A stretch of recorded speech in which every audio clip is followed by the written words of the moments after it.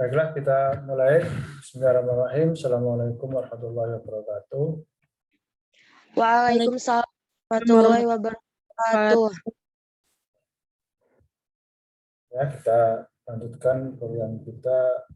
Sekarang kita sudah ada di menjelang akhir kuliah kita. Ya. Misalnya ini sudah pertemuan ke-12 atau ke-13 mungkin ya. Sebentar lagi kita akan ujian. Jadi sudah harus mulai persiapan untuk belajar dari sekarang karena materi kita cukup banyak. Kemudian yang kedua perlu saya sampaikan untuk pengumuman hasil UTS nanti kami akan sampaikan minggu depan, dan juga pengumuman mengenai siapa yang mau ujian susulan ya, UTS susulan yang belum ikut UTS kemarin, silahkan nanti disimak pengumumannya, juga kita akan selenggarakan minggu depan. Nah, sudah tidak ada waktu lagi dan tidak akan diselenggarakan UTS susulan setelah itu. Ya. Jadwal UTS susulan itu nanti minggu depan, silahkan juga di grup nanti jam dan waktunya ya. Kesempatan terakhir saudara ikut UTS susulan. Kemudian nanti juga kita kasih kesempatan bagi mereka yang nilainya masih di bawah 60 ya, untuk mengikuti remedial juga bersamaan dengan yang UTS susulan. Jadi yang ikut remedial itu yang nilainya hanya di bawah 60. Kalau sudah di atas 60 ke atas itu nggak perlu, karena nilai remedial itu hanya untuk mencapai nilai 60 ya. Jadi hasil remedial itu tidak akan lebih dari 60. Karena hanya untuk perbaikan saja, ini bukan semacam ujian kedua ya. Jadi kita hanya kasih kesempatan bagi yang nilainya jelek, nanti yang di bawah 60 silahkan ikut remedial. Nah, minimal saudara akan mendapatkan nilai yang lulus. Nilai lulus itu sekitar 60 ya. Antara 56 sampai 60 itu nilai C. Sampai 65 ya. Karena kita ambil yang nilai tengahnya aja 60, jadi saudara yang nilainya 60 boleh ikut remedial, tapi itu tidak wajib. Karena nanti untuk perbaikan nilai itu pasti masih ada UAS ya. Kalau UAS-nya bagus, mungkin kalau UTS-nya kurang mungkin masih bisa membantu ya. Tapi saya juga memberikan kesempatan, takutnya nanti UAS-nya juga belum tentu baik. Sekarang kalian yang tidak mau menanggung risiko itu silahkan nanti. Jangan sampai nanti mata kuliah kita ini nggak lulus ya. Satu kesempatan ya untuk ikuti ujian remedial itu. Walaupun kampus tidak menyelenggarakan ya. Jadi ini tidak berhubungan dengan kampus, ini kebijakan saya pribadi. Kesempatan bagi mahasiswa. Hanya materinya itu tidak sama dengan materi UTS kemarin ya. Ujian susulan dan remedial ini materinya adalah materi yang kita sampaikan setelah UTS. Ya, jadi setelah pengambilan keputusan yang berkelompok ya, itu materinya hingga materi hari ini ya, materi hari ini itu kita sampaikan sekarang analisis keputusan dan alat-alat bantunya. Jadi materinya sampai di sini, silahkan dipelajari lagi. Jadi saudara harus belajar baru lagi untuk yang susulan dan remedial ini, tidak sama materinya dengan kemarin. Karena kalau materinya sama ya soal tadi keluarin nanti sudah bocor ya. Sekarang kita harus membuat soal baru untuk UTS susulan dan remedial. Nah, silakan nanti sudah pelajari materinya itu adalah materi setelah UTS sampai yang hari ini. Masih sama dengan yang kemarin formatnya itu ya. Hanya soalnya itu mungkin saya nggak tahu berbeda atau tidak nanti, karena saya juga harus membuat soal dulu nanti apakah soalnya dalam bentuk isi atau checkpoint seperti kemarin, nanti kita lihat soalnya minggu depannya. Yang jelas saudara belajar saja, karena soalnya apapun bentuknya kalau nggak belajar ya pasti nggak bisa. Ini pengalaman dari UTS yang kemarin, walaupun soalnya checkpoint tapi juga banyak yang nilainya masih rendah ya. Di bawah 60 itu lumayan banyak ya nilainya, bahkan mungkin mayoritas. Tapi saya belum bisa pastikan ya, karena memang saya belum koreksi seluruhnya ya. Jadi mungkin semoga aja ya nilainya bagus-bagus semua ya. Tapi dari pengalaman-pengalaman yang mata kuliah yang lain yang soalnya sama-sama checkpoint juga nilainya tidak terlalu bagus. Rata-rata ya, ada yang bagus pasti ya, ada yang bagus. Tapi kalau kita lihat rata-rata mungkin itu kurang. Jadi itulah apa yang pengumuman yang saya sampaikan. Juga perhatikan nanti kalau ada tugas-tugas juga akan kita sampaikan juga bersama dengan pengumuman susulannya itu. Dan untuk tugas, tolong diperhatikan, tugas itu nanti nilainya sama dengan UTS. Ya. Jadi kalau sudah saya mengerjakan dengan cara yang benar dan baik, nah sudah akan mendapat nilai yang jelek juga ya. Dan biasanya karena UTS tugas itu diberikan dalam waktu yang agak lama dan dikerjakan di rumah langsung ya, di rumah tidak secara online ya. Nanti baru dikirim gitu ya pada sesuai dengan waktu yang diumumkan, maka sudah bisa bantuan ke macam sumber ya untuk mengerjakan tugas yang penting. Jangan sampai sudah mengumpulkan tugas yang dibuat oleh orang lain. Karena kalau ketahuan nanti sudah akan dapat nilai kosong. Ya. Yang tugasnya nilai kosong biasanya nggak lulus karena nilai tugas itu 25%. Ya. Apalagi surat absennya kurang, tesnya tidak dapat 100. Kalau saudara dapat nilai masih lulus kalau saudara semua nilainya 100 ya, selain tugas itu. Tapi hampir nggak ada ya mahasiswa yang nilainya 100 itu ya. Nah, tentu perhatikan tugas kerjakan dengan baik. Ya, kalau sudah minta bantuan itu hanya untuk bagian dari mengerjakan tugas itu, bukan berarti saudara menggunakan hasil orang lain, makanya dijiplak begitu saja lalu dikumpulkan ya. Nah, nanti kalau ketahuan, saudara akan dapat nilai kosong atau tidak lulus. Nah, itu seperti itu ya. Nah, ini melatih mental mahasiswa bahwa mental-mental yang seperti itu, yang bohong atau curang ya, harus dikikis habis karena sekarang ini kecurangan itu memperbaiki dunia kita dan di masyarakat Indonesia. Mereka banyak dari antara masyarakat kita ini yang tidak takut curang. Karena kecurangan ini sering ditoleransi lah bagi di Indonesia. Kalau dihukum yang sangat ringan. Saya lihat kecurangan itu dalam bahasa Inggrisnya korupsi. Korupsi itu bentuk kecurangan di pemerintahan, yang berkaitan dengan pemerintahan. Kalau mahasiswa kecurangannya itu ya dalam bentuk apa? Dalam bentuk itu tadi mendapatkan nilai tapi dengan cara yang tidak benar, ya, curang. Nah, tugas temannya dihapus sebagai tugasnya itu curang. Sama itu dengan korupsi ya. Kalau mahasiswa nggak mungkin korupsi uang kan? Karena memang belum ada uangnya di situ. Jadi korupsi nilai bisa. Nah, jadi itu tolong diperhatikan nanti latihan saudara semuanya kerjakan dengan sendiri dan insya Allah nanti saya akan kasih peluang untuk mendapatkan bantuan secara etis ya. Bantuan secara etis itu maksudnya sesuai dengan aturan main kode etik yang ada dalam proses belajar mengajar ya.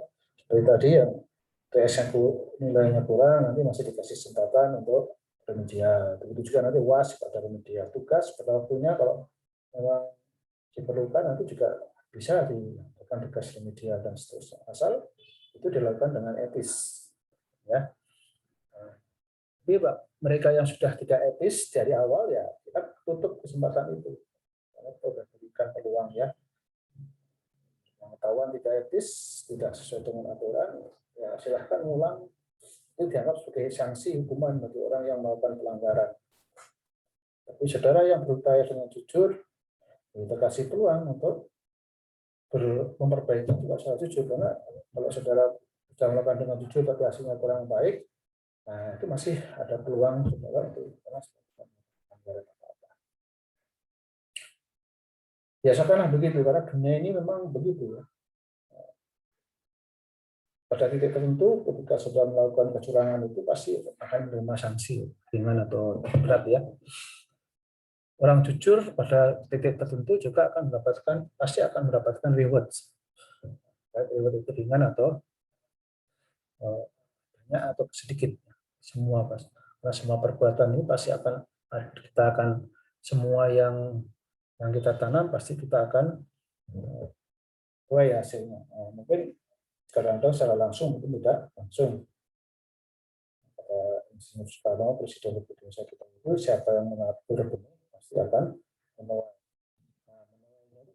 Ya, tidak secara langsung, bisa pada saat itu juga pada kemudian hari di masa yang akan datang. Kalau dalam bahasa agama bisa kita mulai ke lagi bahkan setelah itu. Ya, seperti itu pengumuman sebelum kita masuk ke materi. Mungkin ada pertanyaan atau ada usulan yang mau disampaikan mengenai UTS, tugas, ya, dan lain-lain.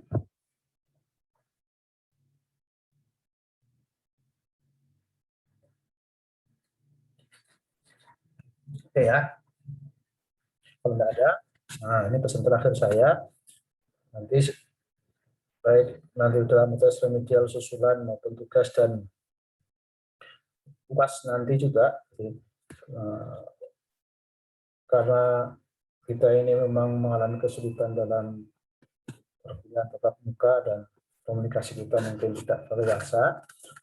Kuliah kita itu memang tidak seperti biasanya kan.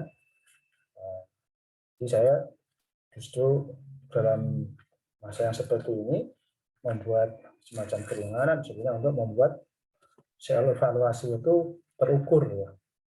Terukur itu artinya sumber materinya terukur, soal-soalnya juga terukur dengan baik dan tidak banyak mengeluarkan soal-soal yang referensinya tidak jelas atau yang referensinya susah didapat gitu ya. Nah, jadi pertama yang perlu saya perhatikan adalah baca referensi utama kita, yaitu buku teori pengembangan kebutuhan yang saya gunakan untuk kuliah ini, yang sekarang kita hadapi ini. Baca dari situ, karena mungkin soal kita itu 90% berasal dari sini. Ya, maksudnya mungkin ya tidak persis sama langsung, tapi 90% akan berasal dari buku ini. Bahkan mungkin 50% itu berupa teori-teori yang ditulis di buku ini, dan selanjutnya itu ada namanya ya semacam kompilasi, mungkin sedikit ada mayoritas seperti itu. Nah, ini untuk memudahkan saudara dalam kondisi yang seperti sekarang ini mungkin berusaha untuk mendapatkan referensi buku di perpustakaan dan sebagainya. Jadi silahkan gunakan referensi yang ada itu. Bagi yang tidak punya, saudara boleh pinjam ke teman-teman yang lain, jadi gantian membaca dan sebagainya. Untuk buku buku cetaknya itu yang mungkin ada yang sudah lama, kalau kelas juga ada yang punya. Perubahannya tidak banyak ya, dari satu tempat ke tempat yang lain itu masih. Untuk dari pengambilan keputusan ini belum saya akan referensi total ya. Jadi mungkin dari waktu ke waktu masih ada kesamaan jadinya. Nah, itu pesan saya supaya nanti nilainya bagus. Jangan sampai nanti sudah punya buku, punya e-book, tapi nggak pernah dibaca.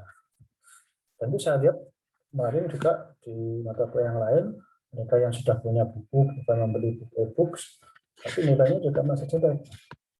Karena kalau dia baca dari bukunya itu pasti nilainya nggak akan jelek. Itu artinya dia tidak membaca secara tuntas apa yang materi yang ada di buku itu. Ya, terus saya sedikit mungkin melakukan improvisasi soal itu ya. Nah, sedikit improvisasinya itu ya. Oke ya, jadi itu tekanan yang perlu saya sampaikan kepada saudara nanti untuk evaluasi. Juga nanti untuk tugas ya, tugas itu nanti juga sumber referensi utamanya ya dari buku saya ini, lalu kemudian secara improvisasi dari sumber-sumber yang lain, mungkin karena sekarang ini kan daerahnya pakai online, internet dan sebagainya, bisa di sumber-sumber internet. Yang penting referensi itu disebutkan dengan jelas. Ya, karena baru datang kampus sama masalah sekarang kan, mungkin kondisi yang sekarang ini di perpustakaan juga tidak leluasa seperti biasanya, maka gunakan materi-materi yang dari online itu bisa, selain dari buku saya dari online dan sebagainya. Yang penting referensinya disebutkan dengan jelas kalau nanti ada tugas untuk menulis ya, buat makalah. Baik, lihat minggu depan itu pengumumannya kita akan sampaikan. Ada pertanyaan mungkin yang perlu sampaikan atau usulan mungkin di akhir-akhir kuliah ini supaya kita masih bisa melakukan revisi perkuliahan nanti.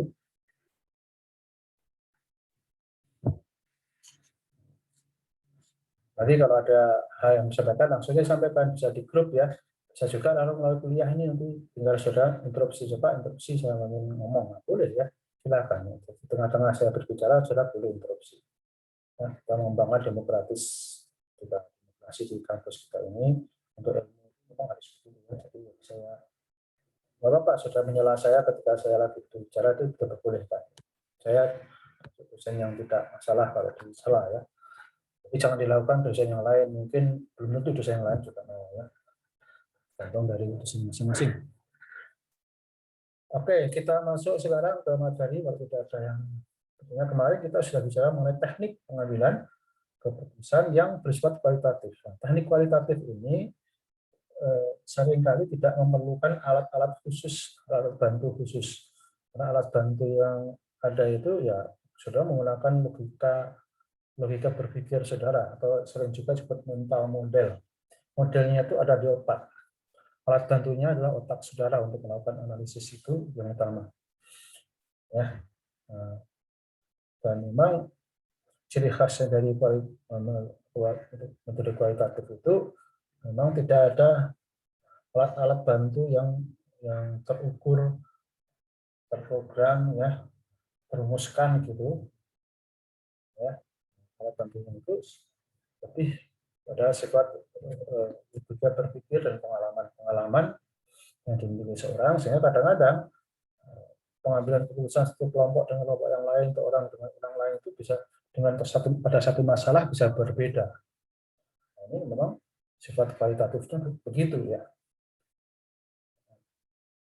Nah, karena itulah nanti ketika saudara melakukan keputusan kualitatif harus mengingat hal itu. Makanya sebaiknya memang keputusan kualitatif itu kemarin kita sudah jelaskan hampir semuanya itu berkelompok ya, untuk menghindari terjadinya subjektivitas ya, masing-masing itu. Karena tadi sesuai dengan pengalaman dan logika metode yang dimilikinya, persepsi orang itu kemudian terhadap sesuatu keputusan satu alternatif itu bisa menjadi berbeda-beda karena memang alatnya berbeda-beda. Nah, kalau kita ingin mengambil keputusan dengan hasil yang lebih komprehensif, lebih seragam gitu dan lebih terukur, ya kita harus kita menggunakan model-model matematik, model-model statistik mungkin ya, model-model optimasi yang kita jelaskan kemarin itu membawa kita kepada suatu alat yang bisa membantu kita untuk bisa melakukan perhitungan-perhitungan dengan lebih rigid, lebih jelas, lebih tegas, sehingga akhirnya arah keputusan itu menjadi mirip atau sama. Ya, tinggal nanti judgement kita, ucapan kita apa-apa hasil dari alat atau metode teknik yang kita pakai itu kita akan pakai atau tidak. Itu adalah judgement dari manusia. Karena alat ini biasanya dalam model-model matematis, statistik, model-model yang telah dikomputerisasi bahkan, sehingga kadang-kadang perhitungannya itu untuk orang tertentu itu tidak diketahui seperti apa perhitungannya ya. Tapi bagi mereka yang belajar secara teoritis model-model itu nanti akan tahu prosedur perhitungannya, kenapa hasilnya seperti itu dan sebagainya. Nah, itu kelebihan kita yang belajar teoritis. Maka kalian sebagai sarjana manajemen nanti bukan hanya sekedar bisa menggunakan programnya saja yang sudah jadi, lalu kemudian lihat hasilnya seperti SPSS, ya. Itu kan sudah jadi, sudah tinggal masukkan data, lalu tinggal klik sana klik sini, apa yang sudah inginkan, lalu keluar hasil. Prosesnya mungkin sudah nggak bisa lihat di situ. Tapi kalau sudah tahu secara teoritis, teori-teori statistik yang sudah pelajari, sudah pahami, maka sudah tidak akan gagap ya ketika nanti membaca hasilnya dan mengapa seperti itu dan sebagainya ya. Itulah pentingnya kita belajar. Seorang sarjana itu ahli dalam bidangnya, maka kita harus tahu, tidak seperti orang-orang yang tidak ahli dalam bidang yang mungkin dia hanya melihat hasilnya saja. Lalu secara kita nanti mengikuti atau menolak gitu kan. Tapi kalau kita menggunakan model itu, mengikuti secara logis karena kita paham logika berpikirnya, dan menolak juga secara logis karena kita juga paham apa yang jadi kelemahan dari model-model itu gitu. Nah, itulah maka saudara akan belajar nanti tulis statistik sudah ya di semester yang lalu. Setelah memperdalam nanti ada metode penelitian yang berkaitan statistik dan metode yang lain seperti teknik basic bisnis nanti ya, atau peramalan bisnis itu dikelayakan dan sebagainya, mata yang lain yang menggunakan model-model itu juga. Lalu nanti kan belajar semester depan sudah akan belajar operational research sebagai metode optimasi ya, mungkin dengan saya juga atau dengan desain yang lain tergantung prodi nanti menugaskan kepada siapa. Nah, pelajarilah dengan baik supaya nanti sudah tidak tahu secara menerima secara membuta ya hasil-hasil yang diperoleh dari model-model yang sudah terkomputerisasi. Ya, jadi itu. Nah, kemudian sekarang ini kita akan coba membahas metode dan alat-alat analisis atau teknik-teknik analisis yang digunakan untuk penginginan spesialnya itu khususnya untuk yang kuantitatif ya, atau yang optimasi atau optimasinya ya. Mari kita belajar yang metode-metode pengambilan keputusan yang kualitatif. Kita belum belajar tekniknya ya, kita belum belajar mekanisme bagaimana melakukan perhitungan-perhitungan dalam teknik-teknik itu, tapi kita bicara secara umum dulu, apa saja teknik-teknik yang ada, penggunaannya seperti apa ya. Nanti kita bicara khusus teknik-teknik itu secara mendetail di mata kuliah yang lain seperti manajemen proyek, kita belajar network planning, di operational research kita belajar nanti teorinya programming, dari antrian, transportasi, dan sebagainya.